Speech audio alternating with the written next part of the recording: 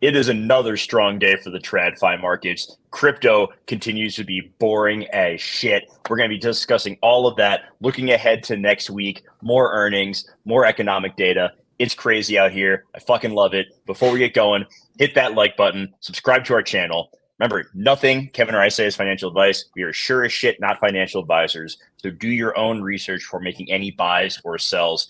Kevin, we had plenty of data this morning that painted a fairly rosy picture, but the crypto market did not care because no one right now is buying crypto.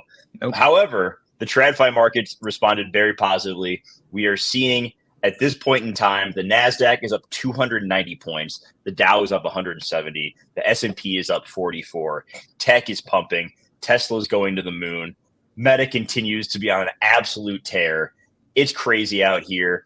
I don't know what else there is to say about it. Like the data, if it's believed to be true, you can argue that if you want, is pretty strong. Let's start there if that's okay with you. So Yeah, we'll kind of recap the numbers that came out this morning. So we saw quite a bit. We saw PCE come in at 3.0 versus a 3.8% expected. Core PCE, which strips out food and energy, was 4.1% versus 4.2% expected. And the previous reading was 4.6. So that's the best PCE number since 2021. So there is progress allegedly being made there. If we look at personal income, that came in at 0.3% up versus an expected of 0.4 and a previous month of 0.4. Personal spending came in right at expected of 0.5%, and that was up from 0.1% in the previous month. And then the employment cost index, which is looking at the amount that is spent on wages and benefits for employers, came in at 1%. That's the lowest number in 2 years, slowest that we've seen it increase. So if you're the Fed and if you're Jerome Powell, and as he said on Wednesday, they're looking at the data, this to you is a sign that things are heading in the right direction.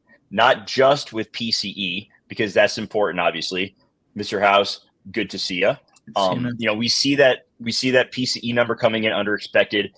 We've discussed previously that it was just chopping between 4.5 and 4.6% since December of last year. So seeing it make a meaningful move down is a positive on the inflation front. Also on the personal income side, the Fed has to be happy with that number coming in slightly below expectation, because that's going to tell us that consumers are going to have less money to spend, you would think, down the road, and that in turn is going to help also with the fight against inflation. So overall, it seems like a positive for the Fed's mission and toward this goal of a soft landing. Once again, we see the personal spending number up, but as we discussed the other day with the GDP results, that is a lot to do with just day-to-day needs, right? Like, I don't think it's a lot of spending on, extravagancies, on disposable spending, stuff like that. So I don't think we're out of the woods. But if we're looking at how the market is responding and how the market is pricing it, the probability of a rate skip in September of the Fed not hiking again is up to about 80%. That's pretty strong. It feels like this chance of us maybe being done with rate hikes is becoming more of a reality. So, like I said at the top, the markets are responding well. Go ahead, jump in. Yeah, I was just going to say, markets are definitely responding to the data. Sure, the data is good, right? The question is, how believable do we think it is? I think I'm definitely more skeptical in terms of what we've been seeing from the data. I think it's definitely put in a way where we're going to think that it's better than it actually is. And I think GDP yesterday was one of the most important things that we could take a look at and see that, this isn't necessarily a sustainable model, right? If goods are increasing in price and consumers have to spend more money to pay for them, that's not growth. That just seems like, we're asking for the collapse of consumers. We're kind of going to make them capitulate at some point where they just won't have any money. And we saw that their, personal income that came in today came in at 0.3, as expected was 0.4. I mean, that's not necessarily great. I mean, it's not huge, but it's not great either, right? It's just showing that maybe people aren't making as much as they thought they were. Wages might be coming down a little bit here too.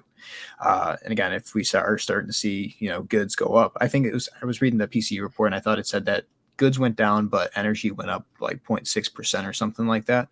And I think a lot of us are just not accounting for both the price of food and energy.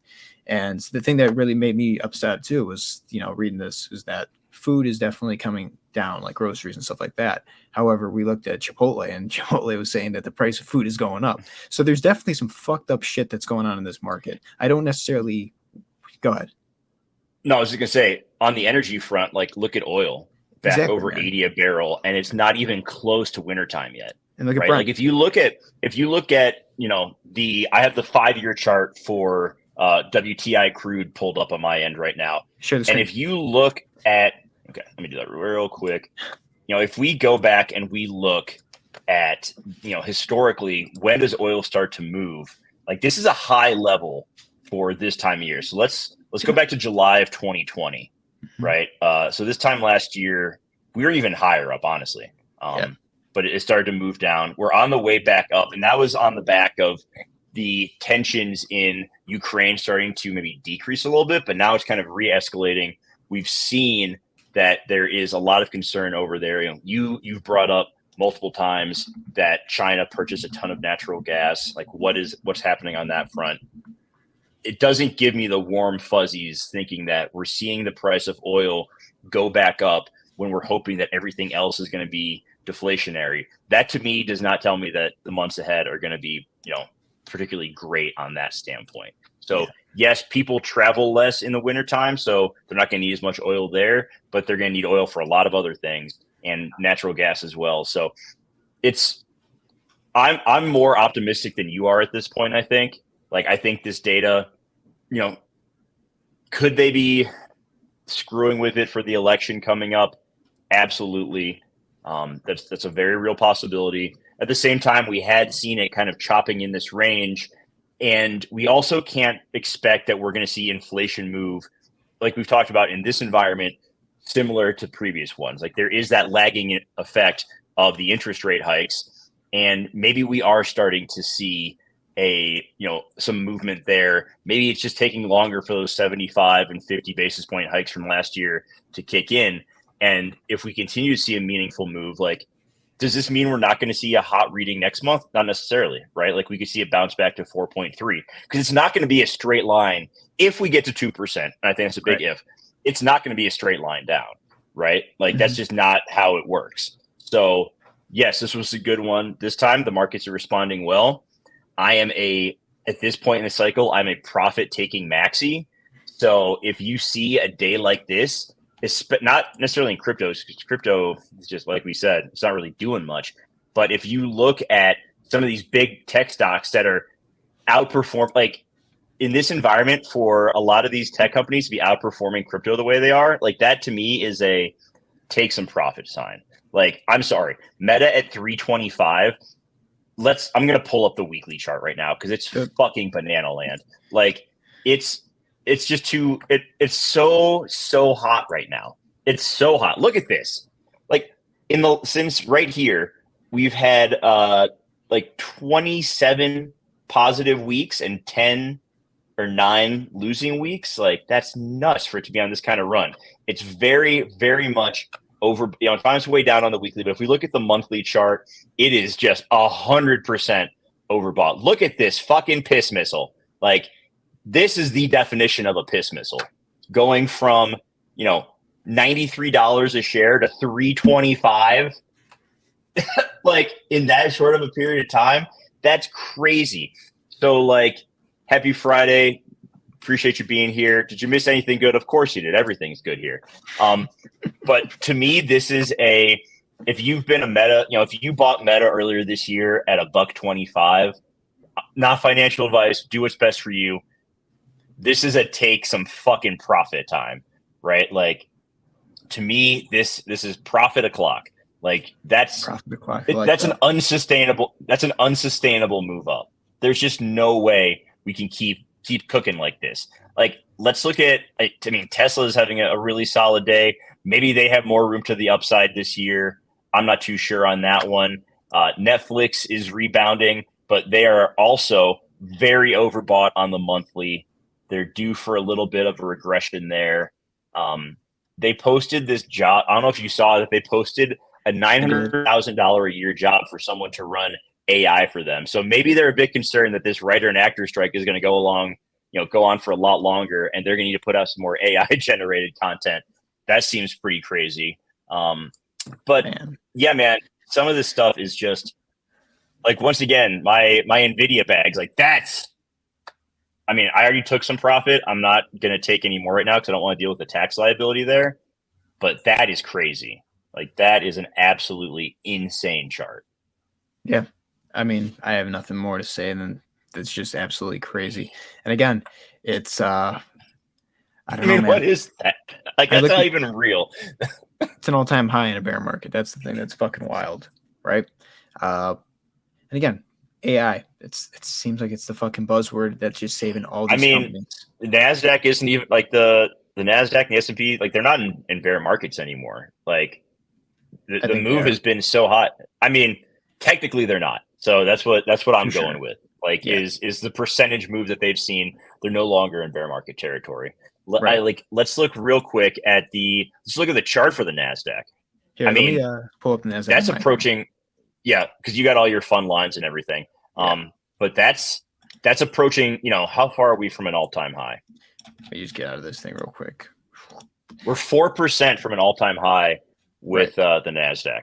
That's absolutely nuts. Yeah, let me pull up the weekly because it's probably a better view. Like, this is insane, right? And that your charts give me anxiety. I know they do. They give everyone anxiety. Let me pull it. There we go. Don't worry about these crazy lines over here. These are just patterns that I'm looking at. But here's the all-time high up here at, what's that? 16,764, and we're currently at 15,768. So I mean, 4% from where we are. That's wild, right? And I got 6% to the wick top, whatever. Same shit. It doesn't matter. It's fucking not much compared to where we are. And if we look at this on, I want to zoom out because it's so hard to know where we are when we don't zoom out, right? So this is where we stand in the history of the NASDAQ. And there's only one other time that looks somewhat similar to where we are now, and that's down here, and that's the dot-com bubble. So I want to zoom in a little bit here, and we're going to take some measurements because this is, I'm not saying it's scary, but it's just something that's good to take note of. So let's grab the ruler. Let's say, while you're taking your measurements, Ace, yes, I am on another heater today, and we're going to keep that shit going because this market is fucking shenanigans. It's a clown car of lies. But you know what? We're going to call it for what it is. We're going to keep pushing while other people are cutting back on content. We're pumping this shit out, baby. Let's fucking go. Let's do it. Yeah, I mean, look at the height from, the height of this move in the dot-com bubble to where, first bottomed and that first move to the downside.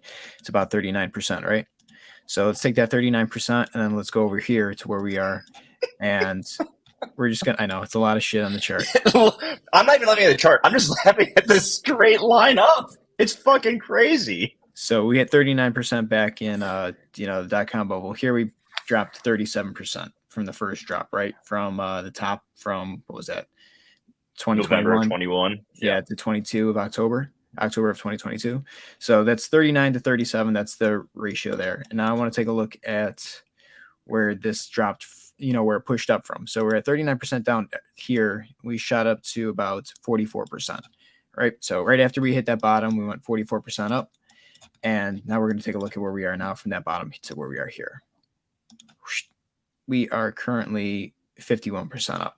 So now that is a little bit more than where we were back then. But the question we have to ask is, how strong is the NASDAQ? How much liquidity is there now? Can you zoom back out real quick for me? Yeah. And let's just look at let's look at how long there was a lot of that chop for after the dot-com bubble. Years. There are movements in there for sure, but there were years of chop. In a second, we're going to look at Bitcoin because I think we're set up for, some blood in crypto, but then also a lot of sideways movement that is going to shake out the non-believers. But finish up what you were going to say there, Kev. Yeah, so I mean, the only time that we've seen anything remotely similar to this seems like the dot-com bubble, right? When we see just exponential growth out of nowhere, we see that, retracement pushes back up. And the question is, there's a lot more money in circulation. We printed a ton of fucking money back in 2020. So I'm not surprised that we pushed up more than the 44%. Now, the question is, when I'm looking at this is, what type of corrective pattern is this? Are we going to make a correction to the downside? We should, right? The monthly's overbought. The weekly's overbought. Severely overbought. The daily where we stand today, there's a little bit of room to the upside. I'm not really worried about the smaller time frames. I'm looking at the macro stuff because that's going to be the most important. Sure, it can stay overbought for a period of time, but I'm checking this parallel channel where we hit our ass, where we hit our head, started up here, came down here, bounced, We hit up here and we're overbought on the weekly, right? I'm not saying that it's going to collapse in the next few weeks, but I'm just saying we're at a pretty good level of resistance in two ways. We have this parallel channel if you also look at how long we've been overbought, like it's never the been longer we overbought. stay, and the longer we stay there, the more aggressive the move to the downside is going to be. 100%. And this is the scary thing too, right? Obviously, you know how I love my channels within channels, right? We look at this, we have a parallel channel that's going up. This should be breaking to the downside. We haven't retested the bottom of this channel at all, but we have tested the top of this channel right here, the one that's going down. So if we're looking at this as a channel, like let's be bullish here for a second, right? This is a bull flag right here. But I don't necessarily see us only testing this top level twice and then breaking out of it. I would anticipate us to have to come down at least one more time. And that one more time is the move that I've been anticipating, right? It's an ABC correction. Come down to here. There's the B, and now we got to hit something in a C, right? Maybe we test the bottom of this channel. Maybe we go a little bit deeper. I mean, right here, this seems like a pretty good level of support, 9, 6, 7, 8. Unless something horrible happens, you test the COVID lows, which I don't see happening right now, just because how fucking crazy, this market is and how resilient, how much they've been buying every single fucking dip. I do think that this is the move of the correction. But the question is, when are we going to, we're at key resistance right here on this NASDAQ, but they keep buying it, man. That's the thing. Are we just absolutely near the ends? Are we going into Q3 thinking that we're going to see a bit of a drop? I have no idea. I do know that the market tends to drop in March and it tends to drop in October historically, right? I mean, I can even go back to the .com bubble back here and we can see that the first drop happened, I believe, in March, right? March 2000. And then the second drop happened in September, October. So these are the things that we have to keep in mind. The market does move in these time periods. And if we look at back in 2008 for the Dow Jones or the S&P, we can see that 2008 March, Bear Stearns, 2008 September, October, fucking market absolutely collapsed, right? That was Lehman Brothers and all that shit. I'm not saying it's going to collapse this year. We have seen something bad happen already this year, which was SVIB. That got resolved fairly quickly. So, the markets are feeling pretty confident now that that's resolved, that we're okay. But I don't know. Maybe I think that we're pushing our luck, I think, is what we're doing. And I think it's getting overconfident too, because we just saw that Pac West, which was struggling, people thought was fine. Nope, had to be rescued. So exactly. that didn't really get that much attention. And here's the real, no one really talked about it. We're fucking again, we're really excited that it seems like the Fed's gonna be, pausing from now. They're not gonna be raising rates, right? And maybe the rates that we have raised, to the point where we're at 5.5 since, when did we start doing that? 2020, 2022? March of 2022 is the first rate hike. It's the fastest fucking we've ever raised rates in the history of the United States. And we've never seen us raise rates that fast before. And we are starting to see, obviously, inflation come down. Maybe it is coming down, right? That's very real possibility. But the question is, what consequences comes from raising that fast, that quick? We haven't seen the full effect of it. And we have to have a long-term view here because, again, I do think that inflation is going to be coming back due to oil, due to, supply. We saw that a lot of the inflation came from a supply shock, right? There was very little supply and high demand for a lot of goods, services, and things like that, especially right after COVID. And if we look at the entire move from what COVID was to where we are now, and we're taking this as .com bubble, the AI bubble, whatever we're calling it, this whole move to the upside is absolutely inflated. We saw so much money just pump right into the market, and now we're starting to see it slowly trickle out, but now we're seeing it push back up because people really believe that that was the bottom back because we had one whole year of just bad fucking news. I don't necessarily think that this entire, singularity, this absolute abstract fucking thing that happened and hit us, and COVID is the absolute reason why we are here. I don't think it's over yet. I'm sorry. I don't see it being over. I think that we are living in an anomaly that needs to be corrected and the markets need to be humbled. And if we look at the history of the NASDAQ, again, right after the .com bubble, everything, the market pretty much kept its mouth fucking shut for years, right? It didn't sure, you can definitely trade some of these right down here if we look at it. And again, zooming in and out, we could see our perspective. Like we could be sitting right here and, the market could crash and be like, oh no, it's over. But then look, another fucking run's going to come up in the future. I mean, we could even go into smaller time frames if we're going to see something similar to it. Like down here, it's like, oh, look how much it shot up. Oh no, it came down. It's over, and then it comes back up. These corrections are necessary, and we have to, keep our perspective on, the macro outlook. And right now, I think that we're too caught up in the moment to see that, hey, this pattern has played out before. The question is, when is it going to fucking give up? And when are people going to absolutely get destroyed? Because people will get destroyed. There's a reason why people are starting to sell a little bit right here. But the fact is, people keep buying right at the bottom of each and every single dip in the NASDAQ, the Dow, and this S&P because they really do believe it's going to go up. I don't believe that. I'm sorry. I ranted too. That's fucking just something I saw in the charts and it pissed me the fuck off because this market is absolutely, I think this market is absolutely out of its mind. It's irrational. And, could it go up more? Sure, absolutely. But I do think that crash is coming. And when it does come, it's going to correct everything, every single mistake that we've made since 2010, since 2020. And when it does, we're going to be at a place where, the market's going to have to find its true value. And I don't think we're at a true value right now. I think we're at a speculative value right now. And that's the bubble. Yeah, I don't disagree. And let's look at a little bit of crypto now. Like I said, I want to take a look at Bitcoin. I want to kind of zoom out on that because it really seems like, and it looks like in the charts that we are just going to be trading in a, if we're probably due for a move down, but then just trading in a range for a while. If you look at previous cycles, it could be the next 15 months could just be chop and moving, within 10%, and it's going to get boring and it's going to shake some people out when they see that we're not getting these massive moves up like we did back after COVID. I will say this, Bitcoin, I think the rate of return in which how much money you could make on it is diminishing over time. I truly do believe that. 100%. I think that we are in a place where your best bet to make money is to be trading Bitcoin, right? We're not going to be hodling. I don't necessarily see as being any good strategy unless you're just trying to preserve wealth going forward. Obviously, as the market cap will increase, you'll start to see, that's how you're going to protect your wealth in some ways. But in terms of this being growth and exponential, it's not going to be Bitcoin. I'm sorry. That's just something that I think that we all have to realize, especially with each halving that comes up. It's just going to be a safer place to keep your funds. But yeah, let's look at this chart.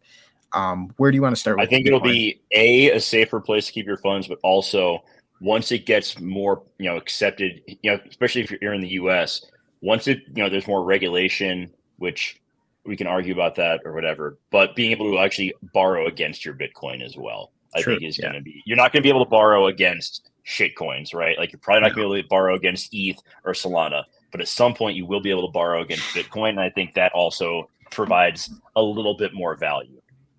No one wants your salami bags. Okay. They don't want to be giving you a loan to buy a house based off of how much soul you have. Yeah. Most people don't even have any soul. So let's just go here. And in the words of the Killers, I got soul, but I'm not a soldier. Great fucking song. That's one of my favorites from that album. All right. No, let's leave 2004 behind. Let's move to where in the charts. Never. That was the year I graduated high school. One of the best years of my life. American Idiot, Hot Fuss, two of the greatest fucking rock albums of the 2000s. All right, let's fucking go. But let's look at this here. Where do we want to start with Bitcoin? Because you were telling me that you saw something similar, like a ranging. It looks like this ranging pattern. If we go back to 2018, and I feel like we're at a point where we've seen a similar situation from 2018 to July, June of 2019.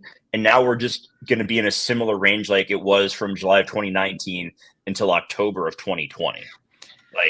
That's what I see when I zoom out on this is obviously we're at a higher price point now, but if you look at some of the moves, it just looks like we're at this point, even though we're going to have this halving, are the positive effects of the halving going to be balanced out by, because we also didn't mention, and we've discussed on the show before, that once the Fed pivots, whether that's in Q2, Q1 or Q2 of next year, there's always in the past, we've always seen a big move down there. So is the positives of the Bitcoin halving in, I believe, April of next year, is that going to happen right around the same time as the Fed pivot?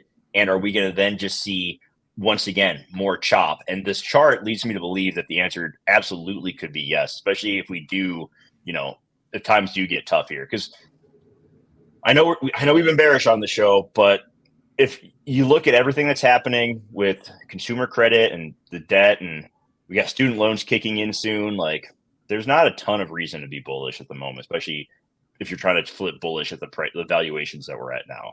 Let's not forget the United States debt too, because that's been fucking going up like crazy. The amount of debt interest that they have to pay. Um, you know, if you read any Ray Dalio, you know that that's not the sign of a nation on the rise. That sounds like the nation on decline, especially when you print the most money in history. It's also another one of his beliefs that causes nations to fail. So, U.S. consumers, everything seems really shitty, right? That's why we've been bearish. But yeah, I think it's very possible that we get into a range where we consolidate for a period of time. I'm not necessarily concerned with the Bitcoin halving at all.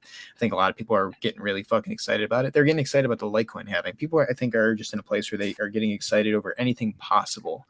Fucking, it's like Oprah. You get a halving, and you get a halving, and you get a halving. They cut a block of cheese and they get fucking bullish that there's two halves. But it's absolutely insane just to think that we're just going to keep going up forever. There has to be some type of correction. And even though you had this move to the downside, again, people are caught in the moment. They're not caught, they're not holding themselves accountable to the point where they could look at this and say, okay, what's going on in the charts, right? I personally have been saying that I think they were in a three-wave move to the downside. And this is how I'm seeing it. I see wave 1, wave 2, wave 3. Or I'm not saying it's going down to negative 8,000, but I'll say where's 9,000? There it is. Cam. There it goes. This is the move. That's a pretty big move. We're in a 5-wave move down here, 3-wave corrective move, and then I'm expecting 5 waves move to the downside. And I didn't say this last show, but I've been saying 34, 35K is very possible for Bitcoin. My main concern is you don't get above 31K. If you do not get above 31K, there is no way, in my opinion, that you're going to see that 34, 35K. If we start to make a move to the downside. Kevin, I'm not a mathematician, but I think you're right. If we don't see 31, right, we're not going to see 35. Yeah, it's not going to – you're not going to get a futures jump. But, I mean, if you're not able to break 31 and hold it, like sideways consolidation, or at least for a few closes on the daily, maybe even weekly close, your chances of going 35K diminish greatly. I think that this price action, if we look on the daily, looks like ass. Like I am not bullish on this one bit. The way it's going. Here's the 50 moving average in the daily. Obviously I do think it should come up to the upside a little bit, but we have to hold above 31K. If we're not holding above 31K, they're probably gonna come back to this 50 moving average, and it's not good. I'm looking at like the last time, the only day we closed above 31 was that the Thursday of the XRP ruling, and the next day we just gave back all of those gains. Exactly. Every single cent and then some. Right. So let's just put this is the other chart I've been pulling up. And again, I see this as a parallel channel. It's still making lower lows and lower highs, but it's not the greatest parallel channel. If you know what I mean. This is really shitty PA. And I hate to do this too, but let me get rid of this because it kind of sucks here. But look at this massive gap that's right below the supply zone, right? We shot up so fucking much so fast here on Tuesday, June 20th and the 21st. Like this is, let me measure this from down here to that wick up there was 17%. We added $4,483 to Bitcoin per coin. That's a massive gap. And again, this seems like we're getting a little bit over on this and there's no support below us. So I think that this is going to be tested at some point. The question is, do we see whales start to push up enough where it gets retail excited and we see that last liquidation push to 34, 35K and they have the opportunity to short it all the way down? That's something you have to question. Right now, I don't like how crypto looks. The fact that we aren't seeing the price move in any direction tells me that the only people that are in crypto right now, and again, if we can look at the fucking volumes right here. Oh my God, yeah. Look at the volumes. Get that magnifying glass out again.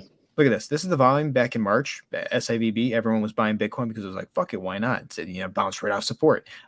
Down here, this is everything since. So anything you've been seeing 100%, I genuinely believe has been because people have been moving Bitcoin off the exchanges, so that artificially pushes the price up on the exchanges. You're also seeing, manipulation where people have been using stable coins. Won't say who, tends to be exchanges. We'll just say that. But here's the thing. We're seeing the NASDAQ, the Dow, and the S&P fucking shoot up. We're not seeing any volume on these exchanges. Like this is fucking, what is this? This is Binance, like Binance International. The volumes have been dead, absolutely fucking dead on this thing. And if we're not seeing the trades and everything happen, they're not making as much money as they possibly can. I just saw, I forget what article it was, but it was Binance's Q2, trade volumes were down significantly. And BNB chain, most people were still holding their BNB staked, but they weren't. I believe that the amount of transactional volume that we saw with BNB had gone down significantly. And again, we got the SEC ruling and shit like that. So we saw one massive volume spike to the downside. But for the most part, people are not transacting on these exchanges as much as they were. And if they are, they don't have enough money to make a big enough dent. And that's the big concern, right? Institutions need to be in here for us to be in a bull market. That's why we saw altcoins hitting new lower lows as a matter of 2 weeks ago. XRP 100% was just another, I guess, catalyst for people to buy in, but you bought the top and now it looks like it's ready to drop. Maybe we have a little bit more room to the upside. Maybe we do hit that 34, 35K level. I'm still open to that, but I'm also open to the fact that we could be done with this distribution level. It seems like we're not getting that push up to the higher levels where we can sell Bitcoin from higher. And the question is too, Bitcoin dominance has been acting like shit lately. It's at 49.67, right? That tells me that there's not a lot of people who are moving into it. We have to keep an eye on stable coins because I think a lot of people are moving into stable coins. Maybe 7.31% for USDT. That's a pretty good level. Staying above 7.3 is a good level always. I do think that Bitcoin dominance will get back. That's why I think that there will be a bit of a squeeze maybe to that 34, 35K level. But for the most part, we're at 49.67. This is the lowest we've been since we dropped. This is the lowest we've been since the XRP day. That's fucking insane that we're at this level. We're oversold. We could be seeing some move to the upside. We got a little bit of support here on this wick that we shot up, but I do think that we are, consolidating in this range. Will we break to the upside soon? I hope so. I would assume that we would because people would feel more confident with Bitcoin than they would a lot of altcoins, but we're just not seeing any volumes. Nothing's really changing in this space. And again, we look at this, it's like, yeah, we're going up, but look how small we're going up each day incrementally, and we're still finding a resistance on the total market cap under the 200 EMA, finding support on the 50 EMA. This is going to break at some point. It's the question is when. All the structures are there. It's right in front of us. It's going to be, in a short time frame, maybe we get to the overbought here, and then it breaks because the weekly and the monthly are overbought. It's very possible. We're getting closer and closer to the end of the summer. We're going to be in August next week. We have to question again. The markets tend to move in March and September, October. How much more do we have of this market to the upside? It's a question I'm genuinely, asking myself because we have just seen nonstop moves, at least from traditional finance for past 10 months. Since October, it's been up only. For crypto, it's been up only since January. But again, we have the macro is telling us a different story than the short time frames, and we could act all bullish. The sentiment can be bullish as fucking can be in the short time frame, but the macro is the one that you need to keep an eye on because. I'm not here necessarily crypto. Altcoins have been shit, but if we look at Bitcoin on the macro, where are we? This month, end of this month, we're going to be completely overbought. And if we look at where we are now, the volumes have dropped significantly. So I'm not bullish on anything really. I've never been, I guess, since the beginning of the show, but I'm just telling you what I fucking see. And again, since the beginning of time, Kevin has not been bullish. And this might be the one. It's the last one I'll do for the show because we're running out of time. But I just want to show you this. We got CPI data, PCE data today, and the dollar barely fucking budged. We're down negative 0.052%. The dollar has moved more on less. Why is the dollar so strong right now? Could it be because, the yen and foreign, Forex is going to be probably taking a hit pretty soon? Maybe. Maybe it's because of our trading pairs if we're going to be trying to buy some oil, possibly. Or could it be just people are, seeing that the dollar is extremely shorted and it's at pretty good support and we're making some pretty good moves to the upside and we have plenty of room to the upside if we look at the monthly. I think a lot of the financial institutions are looking at this and saying, hey, this is extremely shorted. We've seen it's correlated 100% with the stock market that we dropped from September 2022 all the way to here, while risk assets have done the exact opposite, where risk assets were down here back in September, October 2022, and now they're up here.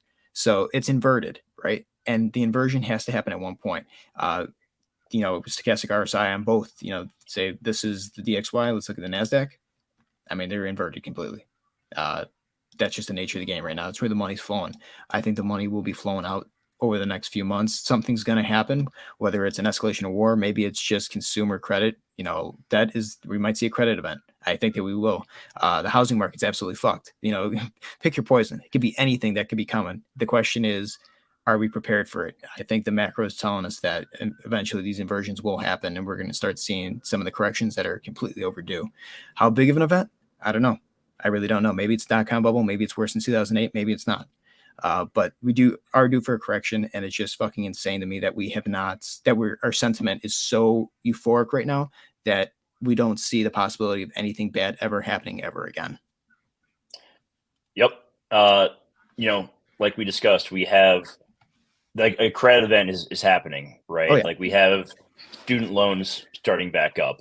That is tens of billions of dollars a month that is going to be allocated to paying those back as opposed to being spent elsewhere.